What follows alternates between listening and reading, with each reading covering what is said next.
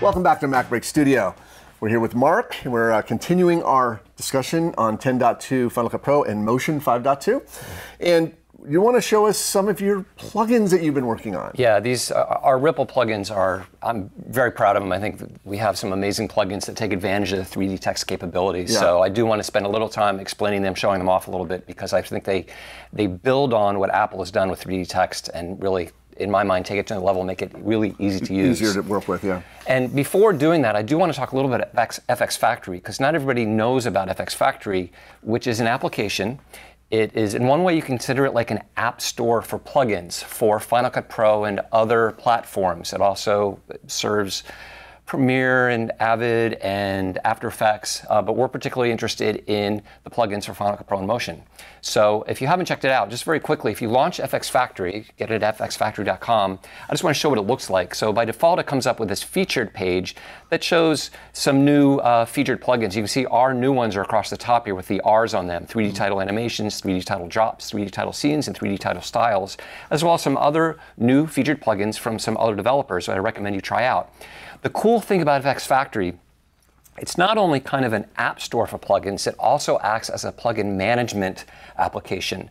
And the great thing about that, it allows you to purchase plugins from the app, it allows you to download trials, and it also manages them, so when you finish and archive a project, you never have to worry about where the plugins are. Oh my gosh, that's huge. Yes. What plugins are missing? Well, yeah, they're all managed right there in FX Factory. You never have to go to the Motion Templates folder. It checks every time it launches. In fact, that's sometimes you have to launch Final Cut twice because it goes through and checks and it cleans everything up.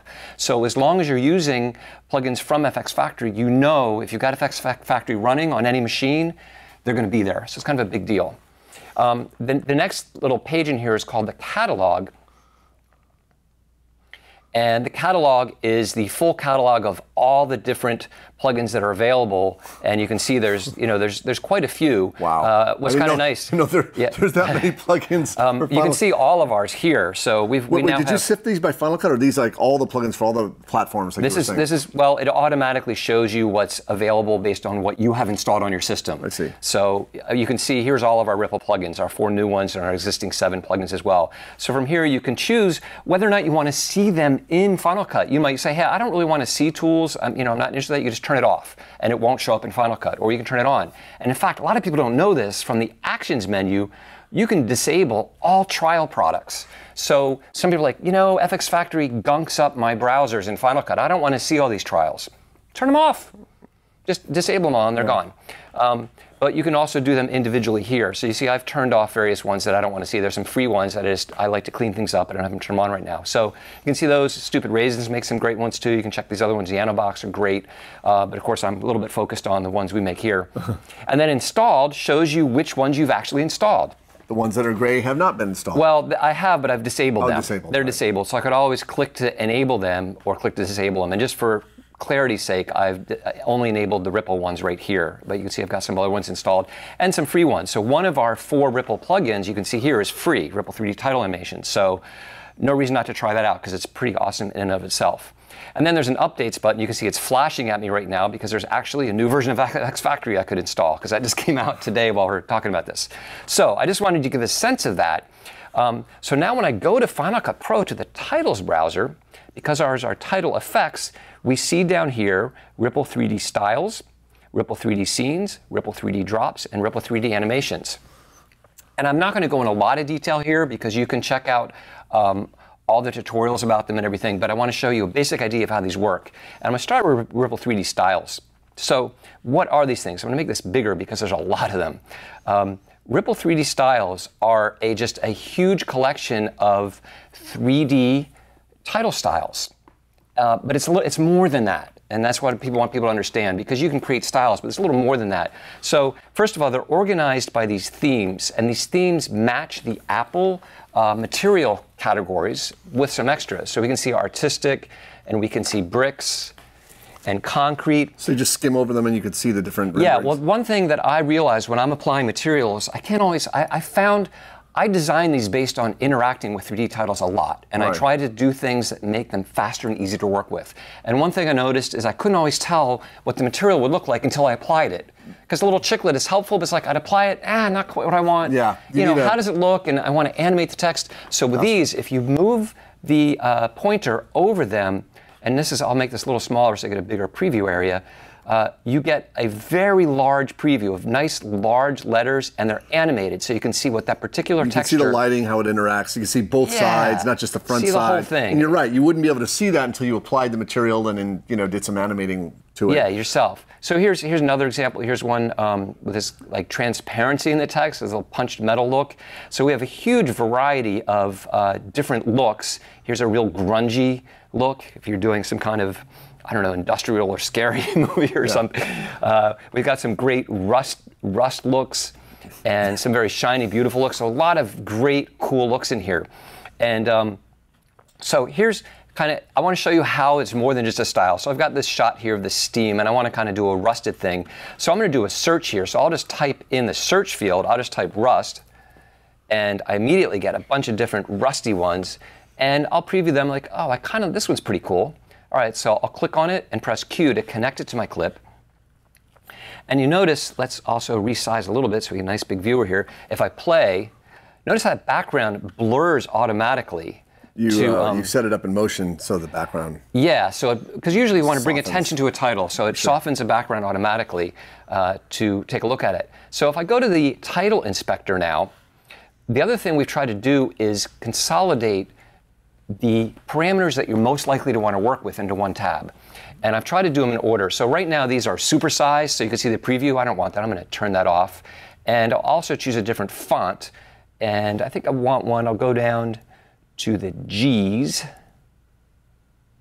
There's one called Goshen that I kind of like for this. It looks kind of, with its rusty feel. It's got little dings and nicks in it and stuff. It looks pretty cool. And I'll change it to say rusted, because I'm not very creative. I can have a good title, but I think it's pretty cool. Rusted. Yeah, I'll bring the size down a little bit. Excuse me. And in fact, I'll say rusted out. 2 lines, because I find it often you need 2 lines, and then you want just a line spacing. Well, normally you have to go to the text inspector and open up the advanced controls and find that. You published them all right there in the same tab. Just put it right here. So here, I'll just adjust it right here. It just saves time. Yep. And then I could move it in the canvas or in the viewer itself, but I've got position and rotation parameters published here, so I can just move the whole thing up in the inspector. By the way, I'm not going to do it here, but these position and rotation parameters are published and keyframeable, which are not available for all the built-in titles. So you can publish them. We're going to do another episode about that, but I've got that set up right there and set to go. A few other useful things are the scale. The weight of the text allows you to make the text a little skinnier and a little fatter. I usually don't mess with that one too much, but it can be useful. The depth is the extrusion, so I'll extrude them out to make them thicker. And then I can change the bevel here to maybe more of a concave bevel and increase that bevel so we've got a nice edge to the text there. And I think that looks pretty cool. We even have the lighting style over here. So maybe I want to light a backlit look, because I'll say the light's coming from behind. So I've got a completely different lighting. And again, I'm not switching back and forth between tabs to do that. I can colorize that and add a gradient colorization to it, but I don't want to do that here. So basically I can get my text set up pretty quickly, okay? Now by default, if I play the / key, this is another amazing thing to me, is this is 3D text with environmental maps and reflections and shadows and a lot going on, and I'm playing it back in real time. You didn't render that at all. Right, in a 192080 project on top of a 1080 video clip that has a blur applied to it. And to me, that's just, it's crazy. It is crazy. So while it's playing, that preview animation was not really useful for what you want to use. It's useful for previewing, but now I can try different animations are built in here, some simple slides, some zoom up and zoom down. Wow, there's an incredible number of parameters just in this one 3D title preset. Yeah, here's a little drop. So a lot of different animation styles that you can quickly build an animation for your title. And once you do that, you've got options for how that animation unfolds. You can make the speed ease out, or this accelerate, decelerate can be pretty cool here. Let's try that out and see how that looks as it comes in. You can change how it animates on and how it animates off very quickly and easily while you're playing back, which is one thing I love about this. So instead of random, I could say I want it to come in backwards, and I just want it to ease out. So now the letters are coming backwards. So you can do this interactively, which I just think is an amazing thing. So those are kind of the key parameters. I'll mention a few other here. I won't play with them here. You can change the timing of coming in and coming out. You can have the animation be slower or faster. And then we've published the anchor point, which is a little too advanced to go in today because we have a lot to talk about. Environmental rotation, we've talked about it in an earlier episode. Right. So you can change how the environment, if I drag on this parameter, how the environment lights and moves across that text. So you can keyframe it to create a cool effect, which you did an amazing MacBreak Studio on. You've got all of X, Y, and Z in there. And then at the background, okay, maybe we don't want to blur the background. You can get rid of that or blur it much more. Or you can say, look, I just want to put this on a gradient, and then I can edit that gradient to be any colors I want. So the idea is to give you a lot of flexibility built right into it, so you don't have to go anywhere else. You know, you choose the style that you want, and then set it up and animate it the way you want. It's incredible. And what, there's over 200 of those? Yeah, well, 234. So hopefully there's plenty to choose from. And once you find something you like, once you've done all that, you can always choose to save that. If I go to the text inspector, save that style as formatted appearance. So I'll just choose this and say to save it, and I'll call it rusted. And now all that work I've done is saved right here and available to use anywhere else after I've customized it. So that's Ripple styles. Okay? That's kind of fun? Yeah, it's really fun, and going to save a lot of time because everything that they're going to need to manipulate the look of their text is right there in that one I think pane, so. right I think it makes you work pretty quickly. Yeah. So let's look at Ripple 3D scenes briefly here, and I need to X out the search field so they show up. So Ripple 3D scenes, what's the difference? These are full 3D environments. Okay, so Ripple 3D title styles are meant to be placed on top of video, basically. Right. But these have three full 3D environments, and they're broken up into several categories. One is called walls. So just for an example, I'll take this one here, I'll press E to append it to my timeline, and I'll play it through. I'll select it, hit the / key. And we get this animated wall with animated text. Okay? With light and shadow and so environment. It's a whole environment. The wall itself is basically a 3D text as a wall, and you can see it has depth. As the wall animates on, you can see that edge there. It actually has, that wall has thickness to it. I see that. And a bevel on it. And if we look in the title inspector, we've got some options. So we could choose whether that animation happens or not. There's a note to change the text itself in the text inspector because there's a lot of parameters here. So the background is this sisal here, but I could change it to be wool, or I could change it to be silk or suede. We've got a lot of different options for different types of background. And the title itself, we can go to the text inspector and say, you know, instead of this red leather, I'd really like the title to be, I'd like it to be brushed metal. I don't know, I'm just picking something to show you that the title can be any material. So the background is specific to a fabric, but the title can be anything that you want. And from there, you can do a lot of other things. You can change the light colors on how the lights color the scene. I'll make it maybe a little bit yellower, and I could make the light more intense. That looks great. And it, you can see that it looks great. Makes a nice shadow. That looks great. It really is quite beautiful. There's two lights. You can change their colors, their intensity, and you can change their position and animate them. And then that camera move that we saw at the beginning, you can have that rotate on in different directions. Oh, so you're actually changing the camera animation with that pop-up. Yeah, so rather than from the left, let's do angled, for example. I'll press the / key, and we can see we get a different, give it a minute to play back here. Let me play it back. So that we have a different type of animation. It's like tablets coming in. Yeah, and again, I'm not, not rendering anything, just playing this. So I'll go to none for the camera animation. But then there's type animation options. So the default was emerge from background, but instead I could just say, hey, I want the type to slide up. So if I play that now, the title slides into position. And I can just let it play, and I can say, well, I want it to slide in, instead of sliding up forwards, I want to slide it up randomly. And play that, and the title letters come up randomly. So you've got a lot of options on how to animate the text onto the screen. And I didn't change the font, but you know how to do that stuff. We've already done that. You can fade it in, and then you can also change the text position and rotation here to anything you want. It doesn't have to be that way. You can actually, it's kind of crazy, you can change the text to stick through the the background. Look at that. And you got that nice casting shadows and those reflections. I mean, it's pretty cool. So you can animate the text to pull out from the background. And we've published the position and rotation of the entire thing, including the wall and the background. So I could just create my own animation of animating the background and the foreground by setting keyframes. So the idea is to make it very, very flexible. Okay. You would probably want to turn off the auto animation or the preset animation. Or yeah, if you added keyframes, right. So that's the idea of walls. We have 3D text on a wall, but we also have 3D text on floors, and there's two sets, one with reflections and one with reflections and shadows. And just for the purposes of time, I'm going to choose the one with reflections and shadows and add it to the timeline, and X to select it, or actually C to select it, / key to play it. And this is, again, that kind of amazes me. So this is a 3D text on a 3D surface with reflections and shadows playing back pretty much in real time. Yeah. And you can modify just about everything with this as well. So because I chose a wooden floor, I've got different wooden floor types. So I could choose a dark wood floor, or I could choose an ash floor. And then the text, once again, because it's just regular built-in 3D text, I could change the text to perhaps car paint. And then I also have options besides that animation. I won't go into everything here, but you've got lights that you can move and animate. And you can change the animation style. Instead of standing up, for example, I could have the text tumble and drop. So now instead of standing up, the text will drop down into position. And we've got this beautiful lights and everything. And this is really great.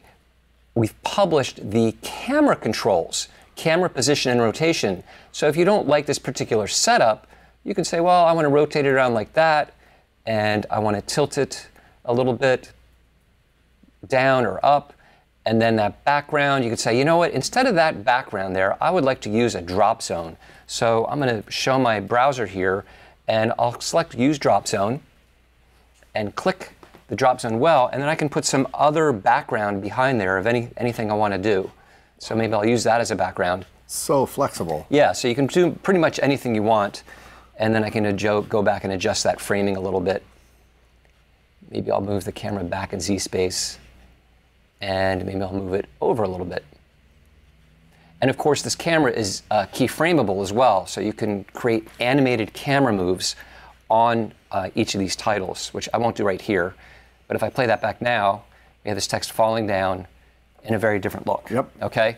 So that's the idea of 3D title scenes is full 3D environments, and you can pretty much control every aspect of it. 3D, I'll skip 3D drops for a moment. I just want to mention 3D animations because these... They're free. Yeah, they're free. Did I mention they're free? They're free, and you want to download them because they're built off of the built-in 3D animations in here are great, but we've taken them a little further. And the reason we do them for free is because they're basically built on those. But the Apple ones. The Apple ones, but they allow you to do some extra things that you can't do with the built-in ones. So for instance, if I take Super Tumble and attach it to this clip and play it, you'll see right away that the background automatically blurs, which is something you can't do with the built-in ones. Right. And you can, instead of that background, of course, just like all the other ones, you can add a background gradient, right, if I check the right checkbox here, and change the colors of that. And you also have many more options for animation options. And I bet there's a bunch of things that are published for keyframes. Yeah, absolutely. So position and scale, you can keyframe. Right. So you got it. Yeah. So I mean, these are kind of a no-brainer. You want to play around with these because they just extend the capabilities and let you do more things. And you can see there's rotating and scaling and spacing and tumbling. Okay. So the last thing I just want to show you is ripple drops. So ripple drops are cool because they let you put your own surfaces, materials. Yeah. Your own pictures. This is actually the most, the funnest 3D plugin. I think it's really fun. So I've got three different examples here. There's three different templates. There's one that has a floor with reflections. There's kind of a open one. This is like 3D styles, but for your own texture. You can see that drop zone. And then there's one on a wall. I'm going to use this one called Open Drop and just connect it to a clip. And background goes soft, as per usual. Background goes soft, yep. And there we have these nice big text. So all you need to do is click in this little well for material. And this, when we were in Las Vegas recently for the NAB show, I shot some textures in some different hotels. And if you just click on these, you can try out different textures. And these are photographs I took with my iPhone. Right. And I just think they look fantastic applied to 3D text. I mean, it's just shocking to me that you can take a picture and just drop it on 3D text. So if you're doing a show of a particular subject, you can take a picture of that subject or a texture related to that subject And I Tile just think, Emporium. Yeah. So there we have an example, and I'll just play the default animation there, that we've got this beautiful mapped texture that is mapped to these 3D text. And you have full control over changing the scale that's mapped to, and how it handles the sides, and how it handles seams and everything. So probably fairly similar to the other things you published for the other like animation presets or what have you, the Ripple animations. I imagine a lot of the same controls apply. Yes, absolutely. So that's a whirlwind tour through these plugins. So that is a whirlwind tour. We have a little video that I won't show here, but if you go to rippletraining.com and click on plugins, you can just watch a video that shows. Oh, one thing I really should have mentioned is when you're on any of these plugins, you get this watch tutorial and help buttons. And the tutorial will take you to tutorial explains exactly how it works. And help button, if you got a question, you can ask. But those give you immediate information about how to use them. So rippletraining.com lets you check out a little video we've made that shows you what's possible. Right. And anyway, I'm excited. These are things I use. I find them very, very useful because they really show you the power of what's possible with 3D text. And you've just saved the user tons of time by Hopefully. getting everything in one area. And you definitely want to check out and download FX Factory. There's nothing to lose. And if you don't like having all those plugins, you just showed you how to turn them all off. Yeah. And just leave ours on, turn everyone else's off. No, some other good ones too. No, there's some really great plugins. Yeah. Absolutely fantastic plugins. You want to really try them out. I think the guys at FX Factory created this great engine, like you said, for managing, for trying stuff out. You can play with it right in Final Cut. Yeah, in most cases with a watermark, where you can see how it works. Right. We think you'll really find some serious use for these 3D title plugins. So with that, I want to bring our MacBreak Studio episode to a close. Check us out on Twitter and Facebook. Mark, fantastic job. He worked ceaselessly, tirelessly for weeks on these things. He did a fantastic job. More than weeks. So you want to check those out. And thank you for checking out MacBreak Studio. We'll see you next week.